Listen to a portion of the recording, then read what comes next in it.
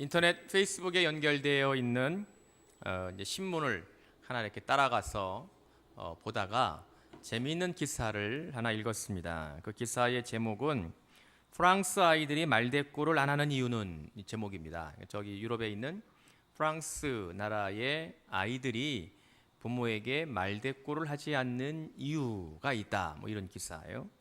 기사를 따르면 보통 우리나라 아이들이 이제 3살, 4살쯤 되면 이제 엄마 아빠에게 따박따박 말대꾸를 하기 시작하는 연령이고, 또 울음으로 이제 모든 걸 해결하려고 투정을 부리고 길바닥에 주저앉는 그러한 이제 연령이 바로 이때쯤이라는 거죠. 아마 여러분들 뭐 이런 걸 경험하시는 젊은 가정도 있을 것이고, 또 이제는 뭐 할머니 할아버지들이 이제 손주들을 키우시기 때문에 오래전에 보았던 일들을 또 아마 느끼고 계시는 성도들 가정이 계시리라 생각이 됩니다. 그런데 세계 여러 나라들 중에서 말대꾸를 하지 않기로 유명한 나라의 어린아이들, 3살, 4살 때의 아이들이 있는데, 바로 이 아이들이 이제 프랑스 가정에서 자라는 아이들이라는 겁니다. 그 아이들에게 뭐 텔레비전을 그만 봐라, 뭐 이렇게 부모님이 이야기를 하더라도, 아니면 장난감 그만 갖고 놀고 이제 잠자야지, 그렇게 그들의 놀이를 중단시켜도 그 나라 아이들은 이제 별로 칭얼거리거나 떼를 쓰거나 울거나 그러지 않는다는 것이죠. 이제 그 이유가 있는데, 그 이유는 바로 그 나라 사람들의 부모의 교육 방식에 있다 하는 겁니다. 그 내용이 10가지쯤 되는데요. 그 10가지를 다 이야기할 수는 없고 한 3가지만 이야기를 하려고 합니다. 하나는 체계가 절제력을 길러준다. 다시 말하면 체계적이고 규칙적인 생활을 하도록 아이들을 키워야 된다는 거죠. 규칙을 정하고 그대로 몇 시에 일어나고 몇 시에 밥 먹고 또 몇 시에 잠자고 텔레비전은 몇 시까지 보고 뭐 이렇게 체계를 잡히게 이제 아이들을 양육해야 된다는 겁니다. 뭐 저도 아이들을 키워보면서 그런 느낌을 많이 받았지만, 아이들을 이렇게 꼭 이렇게까지 해야 되나? 아유, 좀 더 놀게 하지 뭐 좀 텔레비전 더 보면 어때? 뭐 장난감을 더 가지고 놀 수도 있지. 이제 이렇게 그 생각을 하기 때문에 내가 너무 좀 아이들에게 심한 거 아닌가? 이거 내가 혹시 아이들에게 괴물처럼 보이는 게 아닐까? 이러한 죄책감을 조금 더 가질 필요가 없다는 거예요. 당연히 해야 될 일이라는 거죠. 그 나라 사람들 얘기입니다. 두 번째는 말썽을 부렸으면 그에 상응하는 벌을 반드시 받게 해야 된다는 겁니다. 어린아이들이 뭐 분별력이 없죠. 무엇이 옳은 것이고 무엇이 그런 것인지를 모르기 때문에 아이들이 잘못을 하면 그 잘못을 아이들에게 지적을 하고 그 아이들에게 상응하는 대가를 치르게 해야 된다는 거예요. 매를 들어 때리라는 게 아니고 3살, 4살짜리 어디 때릴 때가 있겠어요. 영국 가정에서는 보통 이럴 때는 노티 코너 보낸다고 그러는데, 예를 들어서 이제 벽을 보고 서 있게 만든다든지, 아니면 구석의 의자에 앉아가지고 꼼짝 못하게 한다든지, 이래서 내가 무엇을 잘못했구나, 다시는 그 일을 하면 안 되는 거구나, 이런 거를 어릴 적부터 알게 해야 된다는 거죠. 세 번째는 명확한 규칙을 정하면 절대 물러서서는 안 된다 하는 겁니다. 부모와 아이들 사이에는 불변의 규칙이 정해져 있어야 된다는 거죠. 어떠한 경우에 있어서도 이것을 어길 수 없다는 것을 아이들에게 알게 해야 된다는 겁니다. 위협만 하고 행동으로 옮기지 않으면 아무런 교육 효과를 볼 수 없다는 겁니다. 정한 것은 해야 되고, 그리고 그것을 어기면 거기에 대한 반드시 책임은 물어야 되는, 그래서 아이들이 어릴 적부터 사회성을 가진, 질서를 알고 사람을 존중하고 그런 아이들로 자라게 프랑스 가정은 교육을 시킨다 하는 기사 내용입니다. 저는 이 기사를 읽으면서 이제 많은 부분 동의를 했습니다. 저도 아이 둘을 이제 키우고 있고 어릴 적 그때의 나이에 아이들을 키워봤던 애비로서 이러한 질서를 우리 아이들에게 잘 가르치지 못한 것은 아닌가 하는 생각도 해보았습니다. 뭐 예를 들어 이런 겁니다. 명확한 규칙을 정하고 절대 물러서서는 안 된다. 뭐 이런 경우에 있어서 좀 전에 말씀을 드렸듯이 뭐 규칙을 만들긴 하지만 꼭 이렇게까지 해야 되나? 그런 생각이 드는 거죠. 이제 그 순간 이제 규칙은 무너지게 됩니다. 그리고 또 다시 다른 규칙을 만들지만 그건 전에 규칙이 무너졌듯이 다시 그 규칙이 온전하게 서 있을 수 없게 되는 거죠.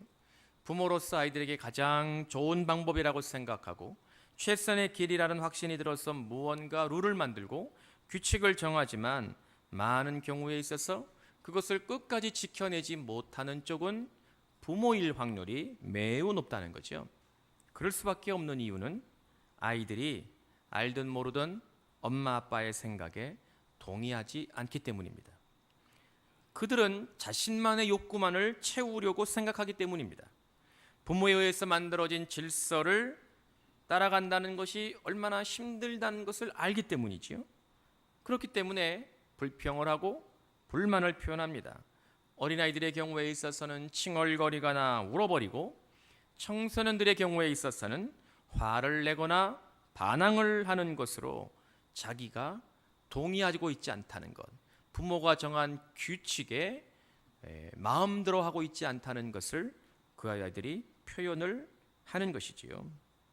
그렇게 되면 이제 부모님들은 내가 사랑하니까, 사실은 이게 사랑이 아닌데요.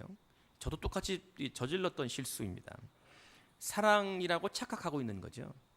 그냥 들어주지 뭐.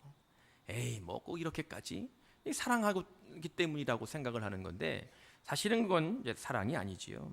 아이들의 요구를 들어주고 반복해서 이제 또 규칙을 세우고 무너지고 또 세웠다가 무너지고 아이들의 교육 효과가 전혀 있지 않는 그런 악순환을 반복한다는 겁니다.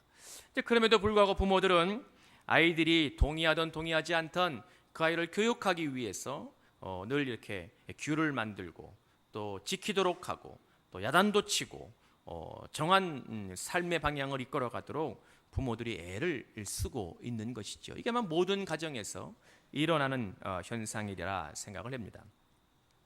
그런데 이러한 일들이 비단 가정에서만 일어나는 것이겠습니까? 그렇지 않습니다. 이것은 사람들 사이의 관계에서만 생기는 것이 아닙니다. 이것은 보다 근원적으로 사람과 하나님 사이에서 저와 여러분들과 하나님 관계에서 늘 발생하는 아주 심각한 문제입니다.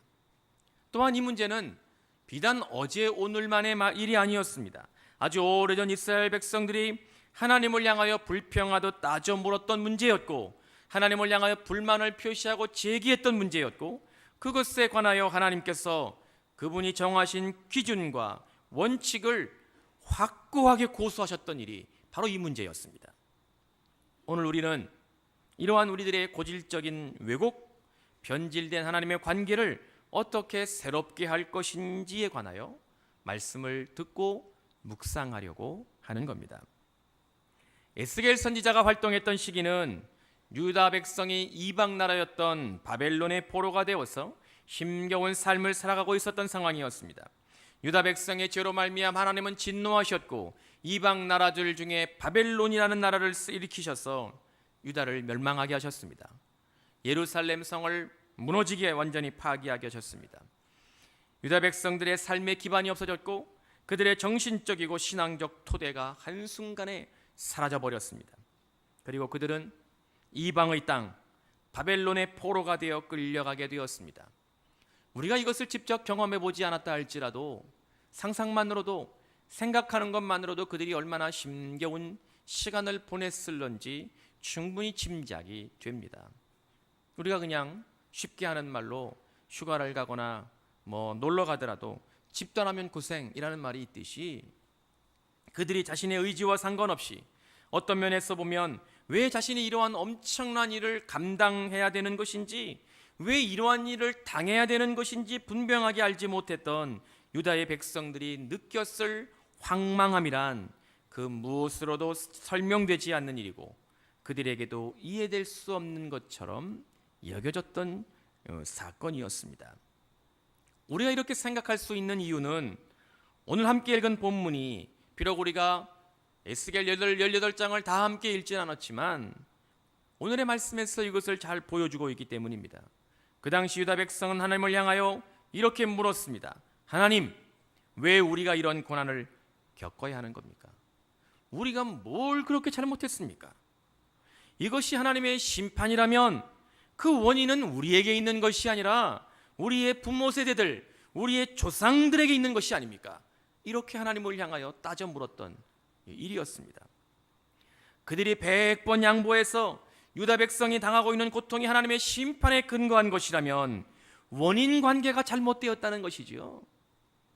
심판이 하나님의 결과의 모습이었다면 그 심판이 있게 한 원인은 자기 자신들에게 있는 것이 아니라 포로기 때의 삶을 살았던 유다 백성 그 세대에 있는 것이 아니라 그들의 부모 세대들, 그들의 전 세대들, 조상들의 죄 때문이라는 것이라는 것을 그들이 하나님을 향하여 물었던 것이었습니다. 그렇기 때문에 그 당시 유다 백성들은 하나님의 심판을 인정할 수 없었습니다. 이런 인식에 근거해서 유다 백성은 하나님을 향하여 따져 물었던 겁니다. 하나님, 이건 옳지 않습니다. 옳은 것이 아닙니다. 그들은 이해할 수 없는 상황 때문에 분노하고 화가 나고 주체할 수 없는 그러한 상황을 맞았던 것입니다. 지난주 목요일 날 우리 지방 임원들이 저희 교회에 와서 제 방 사무실 목양실에서 지방 임원회를 했습니다. 수요일까지 휴가를 하고 목요일 날 들어와 가지고 지방 임원회를 저희 교회에서 했습니다. 지방 현안을 논의하고 자연스럽게 점심도 먹고 다시 들어와서 이런저런 이야기를 좀 했습니다. 그때 감리사님이 그분이 실제로 겪고 있는 삶의 문제에 대해서 이야기를 하기 시작했습니다. 그 이야기는 이런 겁니다. 역시 성도님들 중에 감리사님이 섬기는 교회가 어디 있는지 아시는 분도 계시겠지만 모르시는 분도 20m 도로에 시흥 거의 다 가가지고 20m 도로 쪽에 감리사님이 섬기시는 교회가 있습니다. 그리고 감리사님의 사택은 저 가보지 않아서 모르는데 아마 대방동 쪽에 있는 걸로 제가 알고 있습니다. 그러니까 사택과 교회가 꽤 많이 떨어져 있는 거지요. 사택에서 새벽에 새벽 기도를 인도하려고 교회를 가셔야 되잖아요. 매일 아침에. 근데 사택에서부터 교회까지 지나가는데 이 도로에 신호등이 18개가 있답니다. 그러니까 18개를 지나야지만 이제 교회에 가는 겁니다.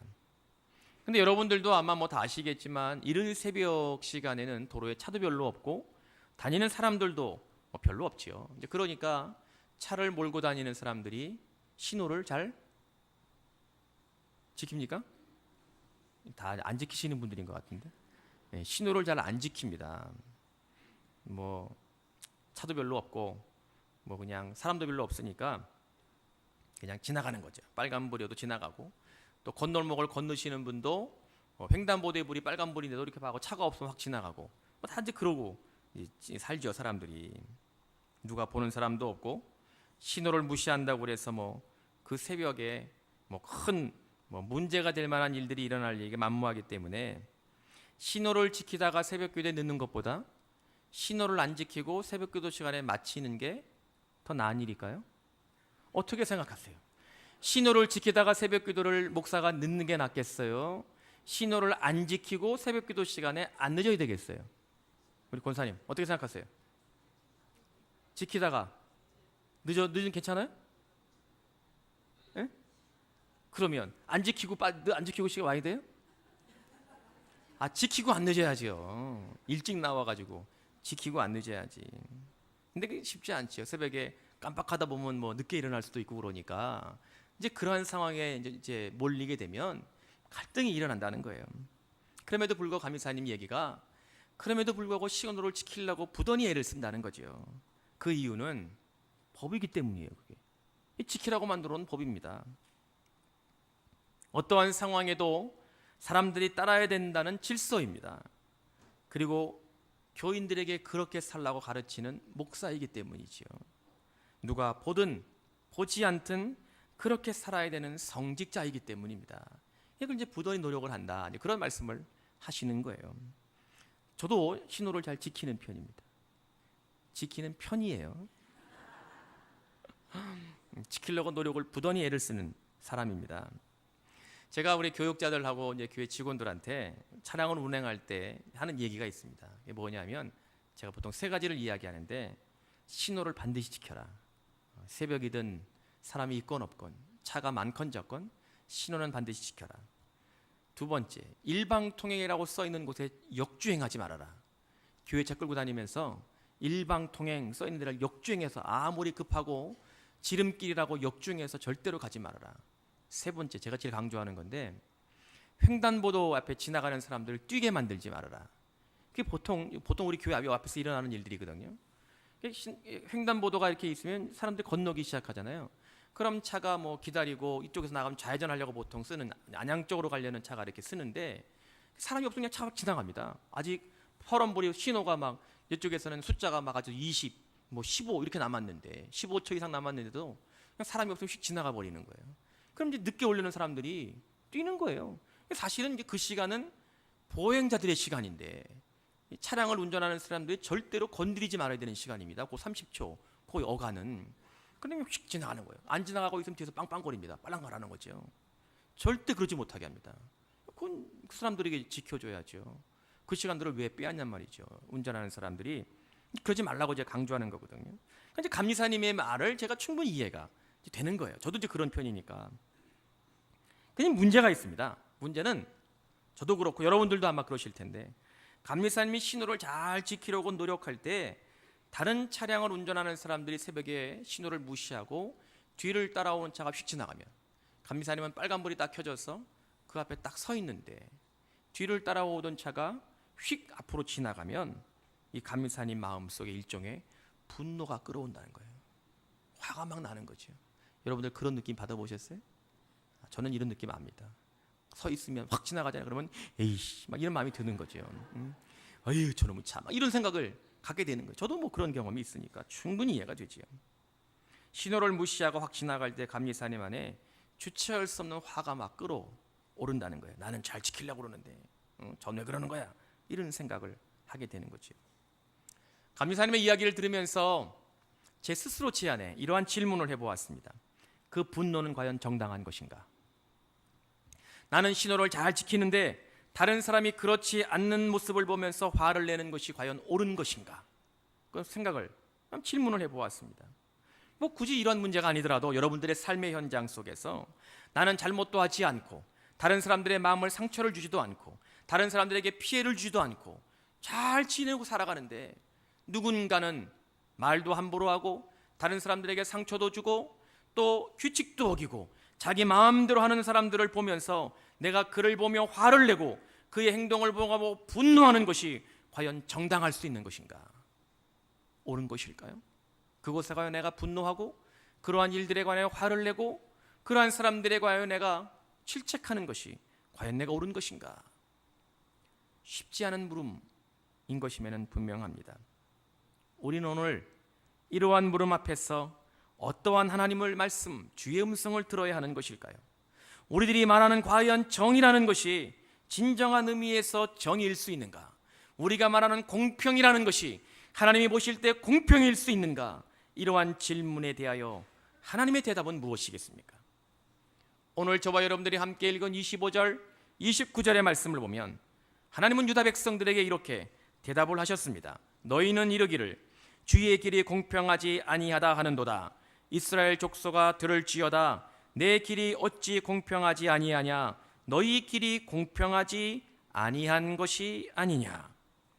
유다 백성이 하나님을 향하여 공평하지 않다고 불만을 표시하는 그들의 항의에 대하여 하나님은 그들에게 말씀하시기를 공평하지 않는 것은 내가 아니라 하나님이 아니시라 너희들이 공평하지 않다, 그렇게 대답하셨던 말씀입니다.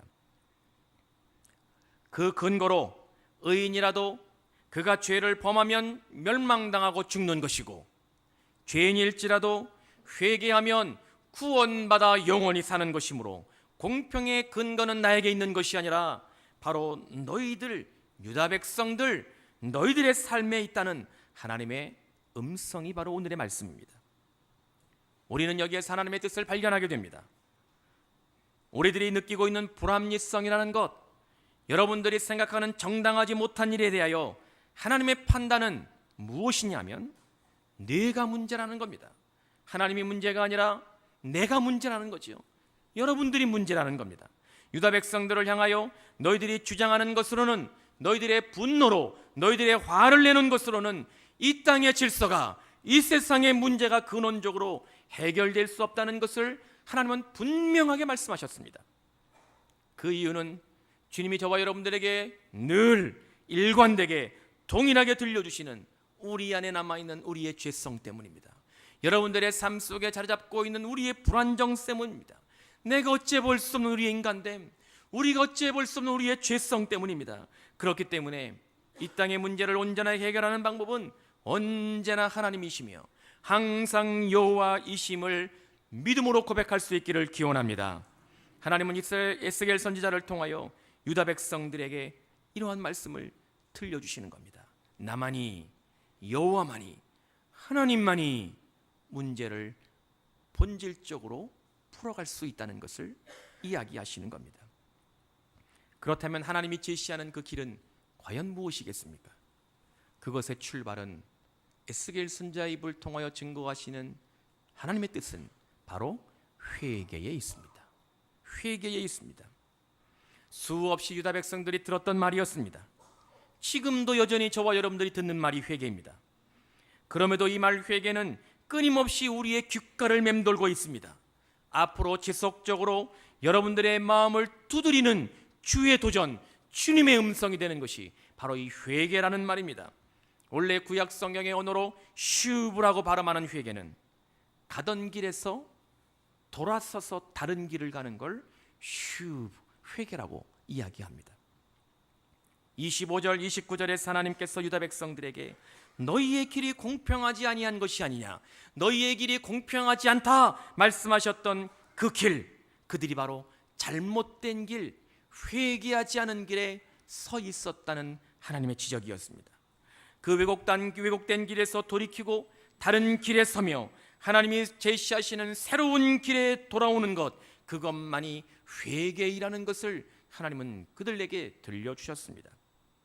회개는 결국 삶의 변화를 말하는 것이지 우리의 혀에 있지 않습니다.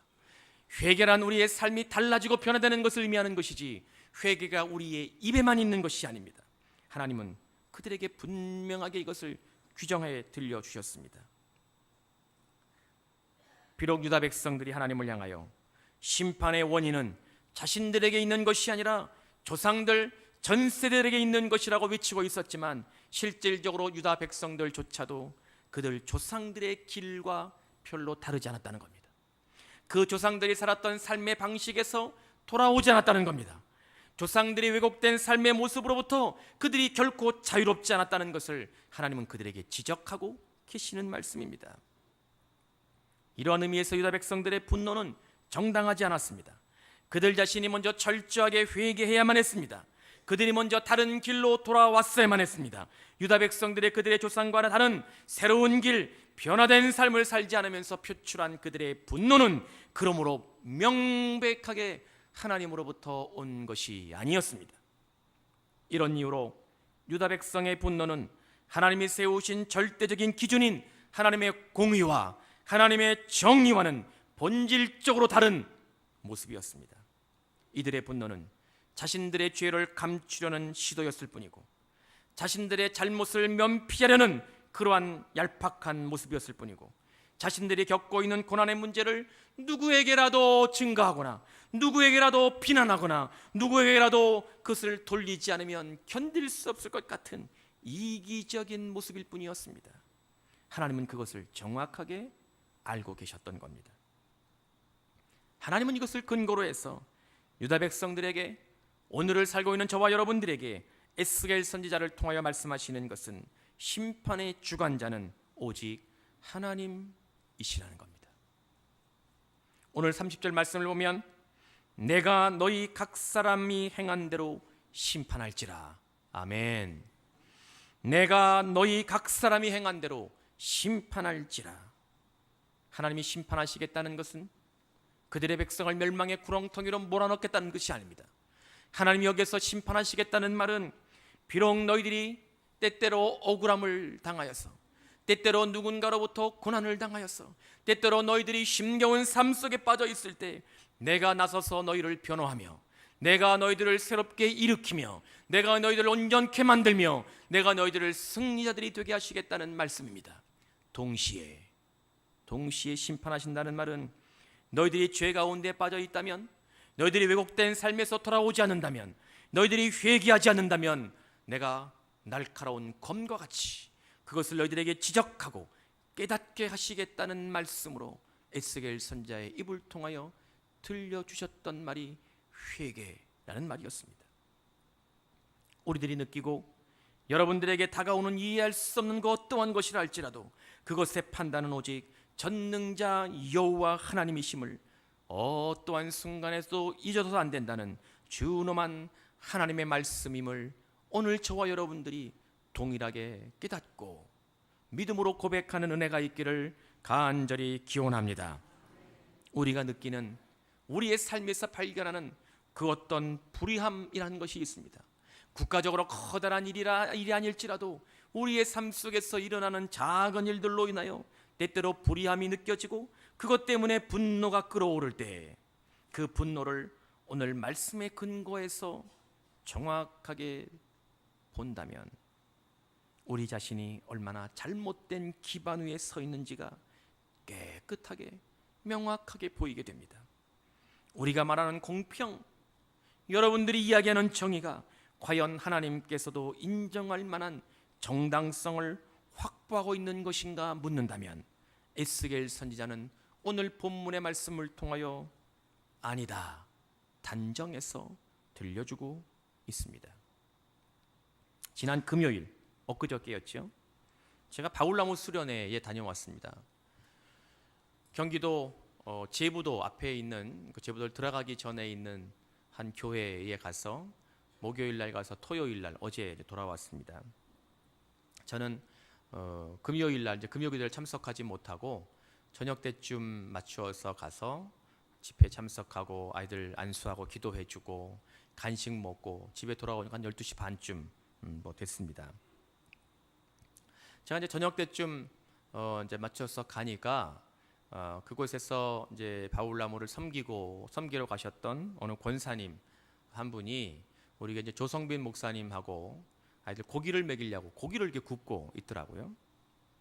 이제 제가 거기 가가지고 이제 이런저런 이야기를 하면서 무슨 이야기를 제가 하게 됐냐면 요새 이제 매스컴에서 아주 들끓고 있는 28사단 윤일병 구타 사건 여러분들 아시죠? 아주 굉장한 이야기가 좀 되고 있는 사건인데 비극적인 죽음을 맞이한 윤일병 그 이야기를 이제 꺼내게 됐습니다. 이제 그랬던 것이 그 고기를 굽던 권사님 아들이 지금 군대가 있거든요. 군대가 한 7개월쯤 됐습니다. 입대한 지 한 7개월쯤 돼서 고생 엄청나게 많이 하는데 거기 가 있습니다. 우리 교회의 성도들 가정과 우리 청년들, 다윗나무 청년들 중에 지금 15명이 군대가 있습니다. 15명이.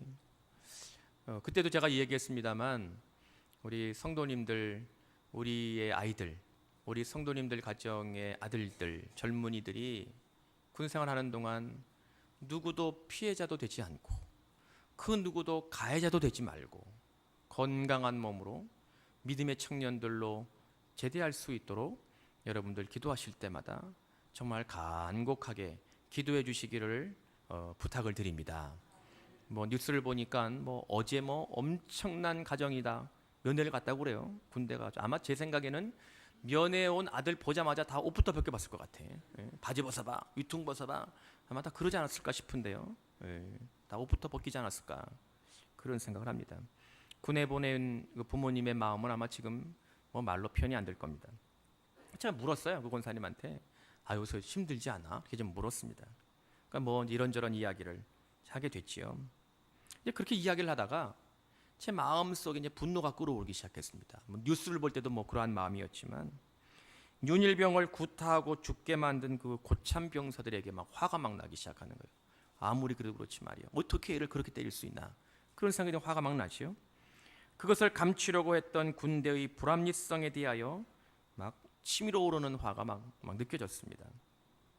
그러면서 그 권사님과 이런저런 얘기를 하다가 그 권사님이나 나 군대를 갔다 온 사람이니까 벌써 오래전 일이긴 하지만 저희 군대에 있었던 일들이 이제 생각이 나는 거죠.